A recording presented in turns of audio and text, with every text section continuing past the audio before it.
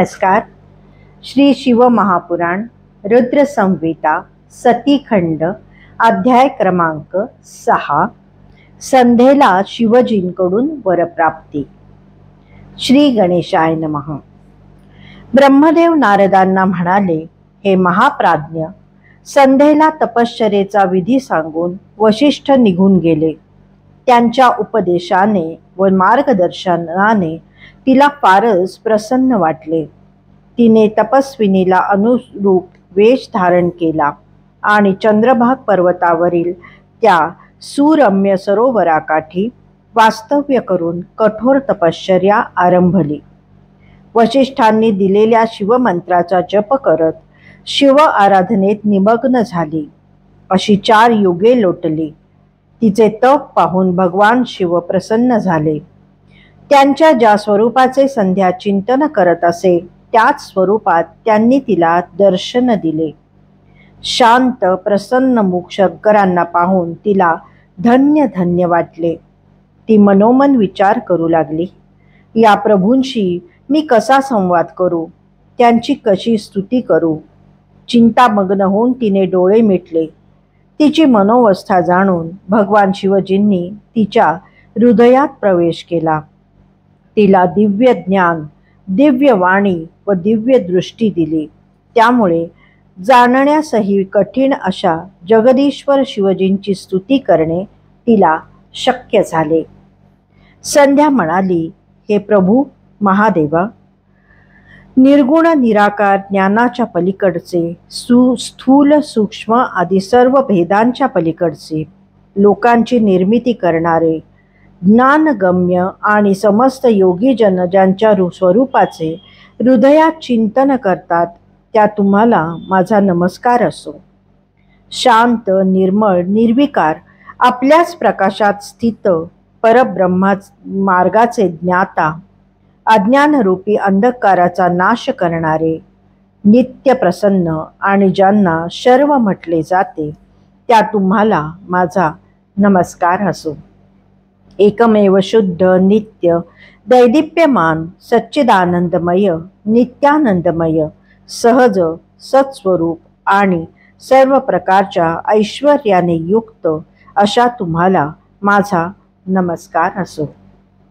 सत्वप्रधान, ध्यानयोग्य, आत्मस्वरूप, सर्वांचे सारभूत, प्रत्ययास येणाऱ्या व न येणाऱ्या सर्व वस्तूंपेक्षा भिन्न, सर्वांचा उद्धार करणारे, लक्ष्मी प्रदान करणारे आणि सर्व पवित्र गोष्टींपेक्षा पवित्र अशा तुम्हाला माझा नमस्कार असो.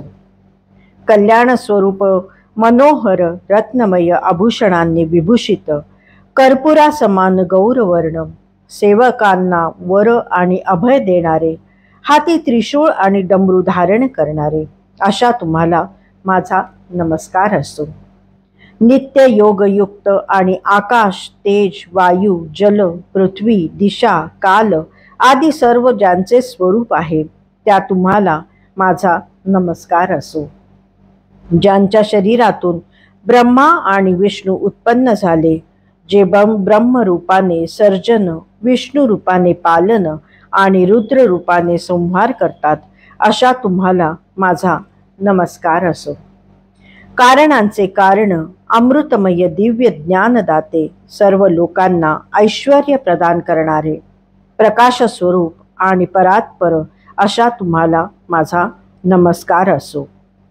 ज्यांच्या चरणांपासून पृथ्वी, इतर अंगांपासून दिशा, सूर्य, चंद्र, कामदेव व अन्य देवता आणि नाभीपासून अंतरिक्ष उत्पन्न झाले, अशा तुम्हाला माझा नमस्कार असो. जे सर्वश्रेष्ठ परमात्मा आहेत, सद्ब्रह्म आणि परब्रह्म आहेत, नाना प्रकारच्या विद्यांनी संपन्न आहेत, हर म्हणजे संहार करता आहेत, भक्तांची दुःख संकटे हरण करणारे आहेत आणि जे सातत्याने जगाच्या कल्याणाचाच विचार करतात, अशा तुम्हाला माझा नमस्कार असो. ज्यांच्यापासून सर्व जग उत्पन्न झाले, ज्यांच्या आधी मध्य अंत नाही, जे मन आणि वाणीचा विषयच नाहीत, अशा तुमची मी कशी स्तुती करू. ब्रह्मादिश्रेष्ठ देवता आणि महान तपस्वी ऋषीमुनी हेही ज्यांच्या स्वरूपाचे व गुणांचे वर्णन करू शकत नाहीत, अशा तुमचे वर्णन वास्तवन मी कसे करू? मी मूढ आणि अज्ञानी आहे. मला जमली तशी सेवा आराधना केली आहे, ती सर्व तुम्हालाच अर्पण करून वारंवार नमस्कार करते. तुम्ही माझ्यावर प्रसन्न व्हा, कृपा करा.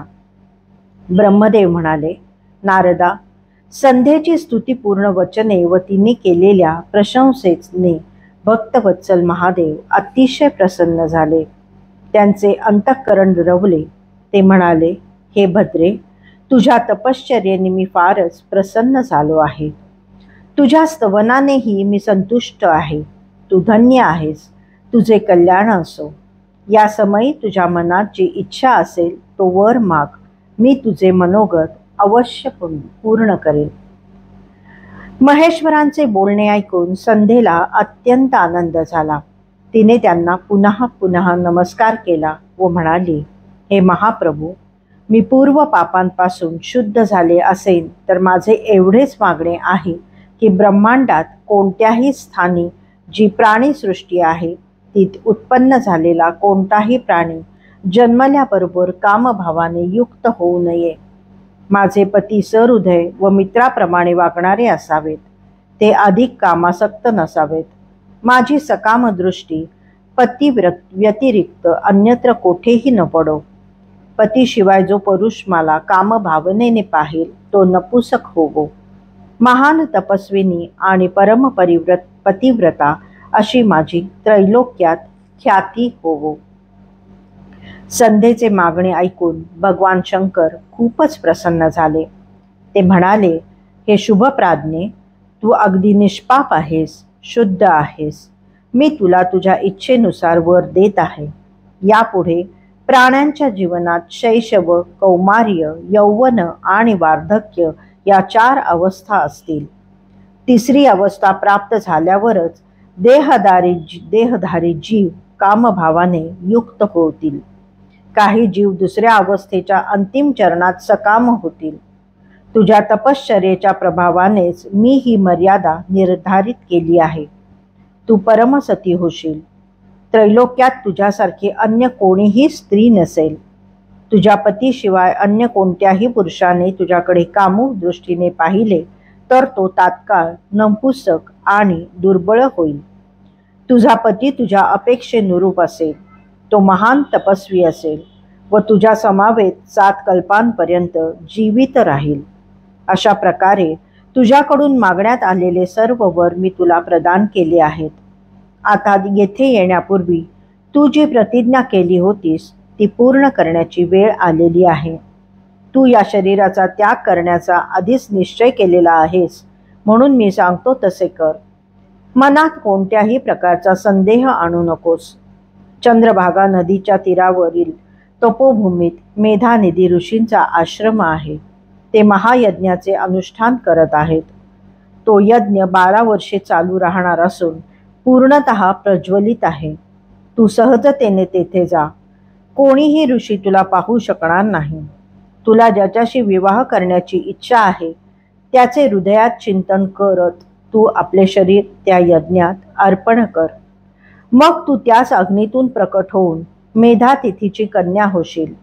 संध्ये, या पर्वतावर तू 4 युगे तपश्चर्या केली आहेस.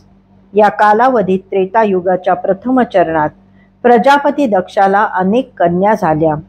त्याने यथायोग्य वरांशी त्यांचे विवाह केले. त्यापैकी 27 कन्या चंद्राला दिल्या, पण अन्य भार्या सोडून तो केवळ रोहिणीवरच प्रेम करू लागला. त्यामुळे संतप्त झालेल्या दक्षाने त्याला शाप दिला. त्याने शापमुक्त व्हावे म्हणून ब्रह्मादिक सर्व लोक तुझ्यापाशी आले होते, पण त्या समयी तू माझ्या ध्यानात इतकी रममाण होतीस की त्यांच्याकडे डोळे उघडून पाहिलेही नाहीस. तेव्हा चंद्राला शापमुक्त करण्यासाठी त्यांनी येथे एक नदी उत्पन्न केली. चंद्रामुळे तिला चंद्रभागा नाव पडले. तिचे आविर्भवन झाल्यावर महर्षी मेधातिथींचे तिच्या तीरावर आगमन झाले. त्यांच्यासारखा दुसरा तपस्वी नाही. सध्या ते प्रदीर्घ काळ चालणारा ज्योतिषटोम यज्ञ करत आहेत.